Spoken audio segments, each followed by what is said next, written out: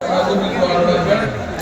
আমার এই মাঠ বিদেশ থেকে যারা দান করেছে টাকা পয়সা দিয়ে অর্থ দিয়ে যা কিছু তাদের পরামর্শ দিয়ে এলাকার লোকজন অনেক সহযোগিতা করেছে তার জন্য সবাইকে ধন্যবাদ জানিয়ে আমার বক্তব্য শেষ করছি। সম্মানিত ভাইরা, প্রশ্ন এসেছে। আসসালামু আলাইকুম, আশা করি ভালো আছেন। বর্তমান সামাজিক সমস্যার ভেতরে একটা বড় সমস্যা পরকীয়া প্রেম।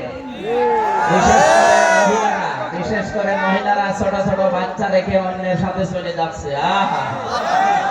এর ফলে মা থাকতেও শিশুরা মা হারাচ্ছে। এটা যে কত বড় অন্যায়। বিবাহে শরীয়তে এই বিবাহের বিধান কি? কিসের বিবাহ? ওর স্বামী তো এখনো ছেড়েই যায়নি, আপনি পালিয়ে গেলেন কোন কারণে?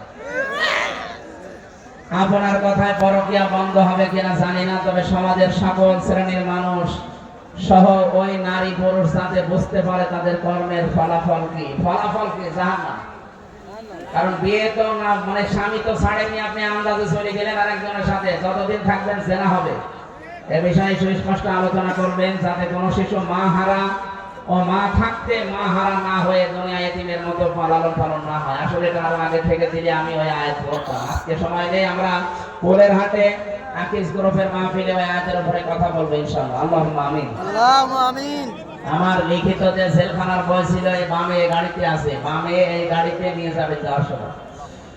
লা ইলাহা ইল্লা আনতা সুবহানাকা ইন্নী কুনতু মিনাজ জালিমিন।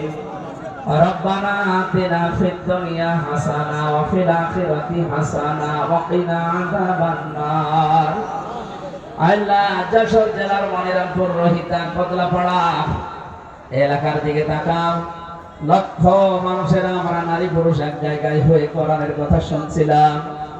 কোরআন শোনার জন্য যারা এত পাগল, এত আগ্রহ যাদের, এদেরকে তুমি ওমরের মতো বানিয়ে দাও। সওয়াব যদি দিয়েই থাকে 2 দিনের আলোচনায়, বিশাল আয়োজনে সওয়াবগুলো নবীজির রওজায় পৌঁছিয়ে দাও। তাম দুনিয়ার মাটির নিচে যারা ঈমান নিয়ে ঘুমিয়ে গেল, আল্লাহ এদেরকে ক্ষমা করে দাও। আল্লাহ তাআলা যারা শহীদ হয়েছে, এখনো শহীদ হচ্ছে তাম দুনিয়া, এদেরকে শাহাদাতের সর্বোচ্চ মাকাম দান করো রব্বুল আলামিন। গত কয়েকদিন আগে আমার কুষ্টিয়ার কৃতি সন্তান আলেমে দ্বীন, নন্দিত মুফাসসির মাওলানা এনামুল হক শাফি বিদায় নিয়েছে, তার কবরটা জান্নাত বানিয়ে দাও। আল্লাহ তাআলা এই যশোর এলাকায় মাটির নিচে কত মানুষ ঘুমিয়ে আছে, হাজার হাজার মন মাটি দিয়ে। বিশেষ করে সভাপতি সাহেবের মা, আল্লাহ তার মাকে কবরে জান্নাত দিয়ে দাও। সন্তান যখন হাত তুলেছে আমিন আমিন করছে, অধ্যাপক জাহাঙ্গীর হোসেন, আল্লাহ তার হাতের দিকে তাকিয়ে তার মাকে মাফ করে দাও। তার বাবা দেখে আসলাম অসুস্থ, আল্লাহ শেফায়ে কামেলা আজেলা নসিব করো।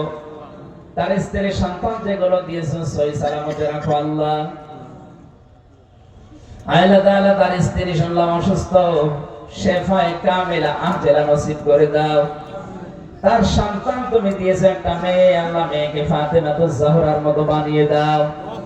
এ মাহফিলে যারা আলোচনা রাখলেন, মাওলানা হোসেন মাহফুজ, অ্যাডভোকেট গাজী এনামুল হক, আমাদের মাথার তাজ, আমাদের মুরব্বী, আমাদের অভিভাবক অ্যাডভোকেট তাজউদ্দিন সহ যত আলেম ওলামা এখানে এসেছে, সম্মানিত পরিচালক ভাই সহ, আল্লাহ প্রত্যেকের মনের কামনা বাসনা পূরণ করে দাও।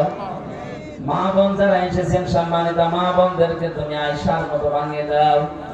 অনেকে আমরা অসুস্থ আছি, আমাদের শেফায়ে কামিলা আজেলা নসিব করো। আল্লাহ তাআলা আমার শ্রদ্ধাভাজন বাবা আজকে অপারেশন করেছে, তুমি তাকে শেফায়ে কামিলা আজেলা দাও। রব্বুল আলামিনের মাহফিলটা বাস্তবায়নে এলাকায় যারা বাইরের দেশে আছে, ওরা টাকা পাঠিয়েছে, তাদের টাকাগুলো তুমি কোরআন প্রচারে মঞ্জুর করো।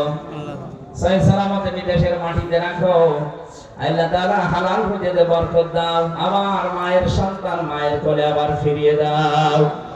চর্ম চোখে দেখতে মরে যায় এদেশে কোরআন দিয়ে চলছে, এটা দেখে মরার তৌফিক দাও।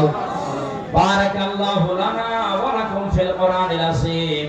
মরণ আসলেই যেন বলতে পারি লা ইলাহা ইল্লাল্লাহু মুহাম্মাদুর রাসূলুল্লাহ।